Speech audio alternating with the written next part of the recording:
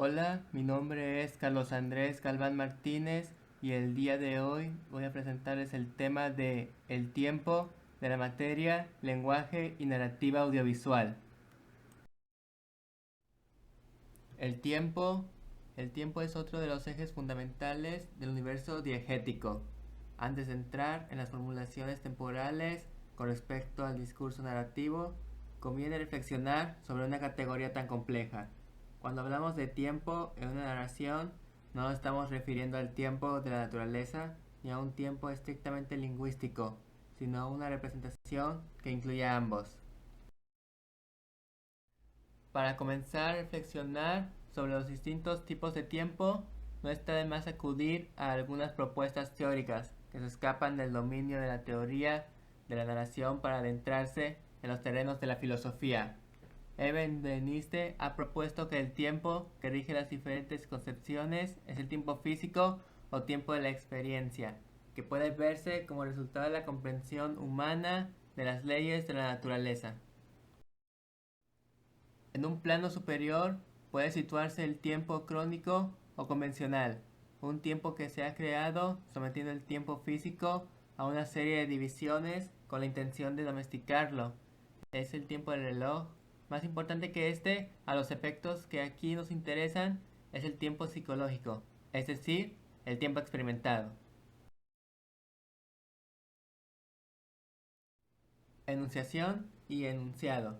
En lingüística, la enunciación es el acto de conversión de la lengua en discurso. Se trata de un acto individual de actualización de la lengua en un determinado contexto comunicativo. El producto del acto de enunciación es el enunciado al apropiarse de la lengua para convertirla en discurso. El sujeto hablante asume el estatuto del locutor referenciado por el pronombre personal yo y postula la existencia de un tú. El enunciado es el producto del acto de enunciación. Se trata de un segmento de discurso que dimana de un locutor y se dirige a un locutario. Tiempo de la narración. Las varias posibilidades de colonización temporal de la narración con relación a la historia han sido sistematizadas en 4 modalidades por Binet y por B. Gray. Este último ha sintetizado de la siguiente manera estas modalidades. Muy frecuentemente la narración es posterior, tiempo pasado, menos corriente. La narración es anterior, futuro. La narración puede también ser contemporánea del evento, como si fuese una narración momento a momento, presente. Y puede incluso comenzar después de haberse iniciado el evento, pero no antes de haber terminado, durativo. Narración ulterior. Se entiende por narración ulterior el acto narrativo que se sitúa en una posición de posterioridad con relación a la historia. Esta está por terminada y resuelta en cuanto a las acciones que la integran. Solo entonces el narrador, colocándose ante este universo diegético cerrado, inicia el relato en una situación que es la de quien conoce en su totalidad los eventos que narra. Narración anterior. Se denomina narración anterior al acto narrativo que antecede a la ocurrencia de los eventos a los que se refiere. Es, como puede suponerse, un procedimiento narrativo relativamente raro, puesto que ocurre cuando se enuncia un relato de tipo predictivo, anticipando acontecimientos proyectados en el futuro de los personajes de la historia y del narrador. Narración intercalada. Se entiende por narración intercalada aquel acto narrativo que, sin esperar a la conclusión de la historia, resulta en la fragmentación de la narración en varias etapas interpuestas a lo largo de la historia. Narración simultánea. La narración simultánea está constituida por aquel acto narrativo que coincide temporalmente con el desarrollo de la historia. Se trata de una superposición precisa que, por el rigor que presenta, se distingue de la interpretación que normalmente caracteriza la distancia personal de la narración ulterior o la narración anterior con relación al acontecimiento de la historia. El orden temporal. Estudiar el orden temporal de un relato es confrontar el orden de disposición de los eventos o segmentos temporales en el discurso narrativo con el orden de sucesión de esos eventos, de los mismos eventos o segmentos temporales en la historia. Cronías. El término anacronía designa todo tipo de alteración del orden de los eventos de la historia cuando son representados por el discurso. Estamos ante anacronías cuando un acontecimiento que, en el desarrollo cronológico de la historia, se sitúa al final de la acción, es relatado anticipadamente por el narrador, o cuando la comprensión de los hechos del presente de la acción puede requerir recuperar sus antecedentes remotos.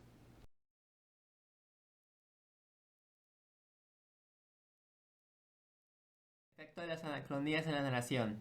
Si bien es cierto que el orden temporal tiende a ser considerado como consecuencia de la casualidad que activa la asociación lógica de los acontecimientos integrados en la historia, también lo es que la reordenación en el plano del discurso de esos acontecimientos abre camino a varias posibilidades explicativas, normalmente inspiradas por las motivaciones subyacentes a la mencionada reordenación, relación dialéctica pasado-presente, presentación en una óptica causalista determinista de las raíces remotas de ciertas situaciones y ocurrencias y recuperación de hechos necesarios para comprender, en términos fundamentales, la dinámica de la acción son algunas de estas motivaciones naturalmente en sintonía con el contexto temático ideológico que caracteriza la narrativa. Analepsis. Además de corresponder genéricamente al concepto designado, también por el término flashback, la analepsis es todo movimiento temporal destinado a relacionar eventos anteriores al presente de la acción e incluso, en algunos casos, a su inicio. La analepsis es un recurso narrativo de amplia utilización y desempeña funciones muy distintas en la orgánica del relato.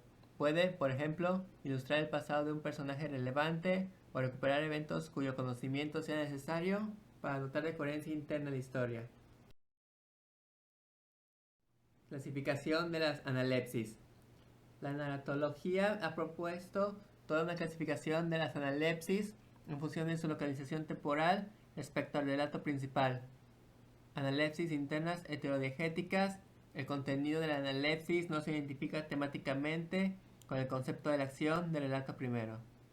Analepsis internas homodiegéticas. El contenido de la analepsis coincide con el del relato base. Analepsis internas homodiegéticas completivas. Se utilizan para llenar vacíos de relato cuya narración fue omitida en el momento oportuno y luego se han recuperado para facilitar información importante. Analepsis internas homodiegéticas iterativas. No tienen como objetivo la recuperación de un hecho singular, sino que emiten acontecimientos o segmentos temporales que son semejantes a otros ya contenidos en el relato. Analepsis internas homodiegéticas repetitivas. El relato se vuelve sobre sí mismo de un modo explícito y alude a su propio pasado. Prolepsis. El contenido de prolepsis corresponde a todo movimiento de anticipación por el discurso de eventos cuya ocurrencia en la historia es posterior al presente de la acción. La prolepsis puede ser interna cuando se traduce la anticipación de informaciones inscritas en el cuerpo de la propia narrativa o externa cuando se proyecta más allá del cierre de la acción. Clasificación de las prolepsis. La clasificación de las prolepsis se desarrolla en los mismos técnicos que las analepsis. Prolepsis internas heterodiegéticas. El contenido de las prolepsis no se identifica temáticamente con el momento de la acción del relato primero. Prolepsis internas homodiegéticas. El contenido de las prolepsis coincide con el del relato base. Prolepsis internas homodiegéticas completivas. Anticipan un acontecimiento que tendrá lugar en un momento posterior. Prolepsis internas homodiegéticas iterativas mencionan de manera única y globalizante acciones que se repetirán en un momento posterior de la trama narrativa. Prolepsis internas homodiegéticas repetitivas aluden más de una vez a un determinado acontecimiento futuro. Duración y frecuencia. Aunque el concepto de duración fue manejado por Genet en sus investigaciones sobre la narración, pronto quedó en desuso y fue sustituido por el de velocidad. La velocidad de una narrativa se ha de definir por la relación entre una duración, la de la historia, y una extensión, la de texto.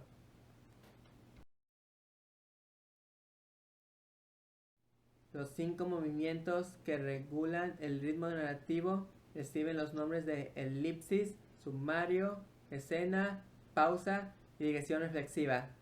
La elipsis consiste en el silenciamiento de cierto material diegético de la historia, que no pasa el relato. Se trata entonces de una figura de aceleramiento que puede ser determinada o indeterminada según se indique o no la duración de la elipsis.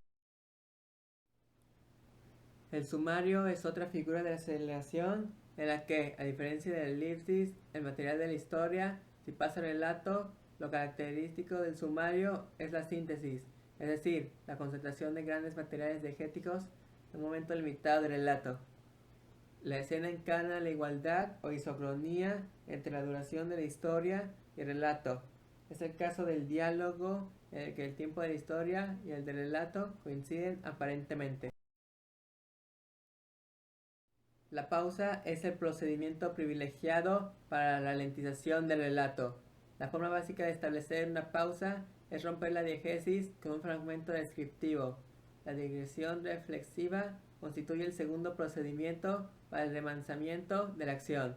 En este caso, se introduce una modalidad de discurso diferente, un discurso valorativo o abstracto que puntualice material diegético del relato. Otra dimensión temporal que hay que tener en cuenta en las relaciones entre historia y relato es la frecuencia que atiende al criterio del número de veces que un acontecimiento de la historia es mencionado en el relato. En el análisis de la frecuencia caben tres posibilidades. El relato singulativo se produce cuando tiene lugar el pleno ajuste entre historia y relato en cuanto al número de veces que se produce. Estamos ante el caso de un enunciado narrativo que cuenta una vez lo que ha ocurrido una vez o produce n veces lo que ha ocurrido n veces. El relato iterativo, que se produce cuando se menciona el relato una sola vez acontecimientos que se han producido varias veces en la historia. En tanto que recurso globalizador de hechos singulares, el relato iterativo supone la mediación de la subjetividad, habitualmente la del narrador, que reelabora el material de la historia, concentrándolo e imprimiéndole una visión peculiar. El relato repetitivo es aquel que produce un número variable de veces un acontecimiento que ha ocurrido una sola vez en la historia. Este tipo de relato denota una cierta obsesión del narrador por un acontecimiento anterior que ha dejado una profunda huella, probablemente por su valor iniciático.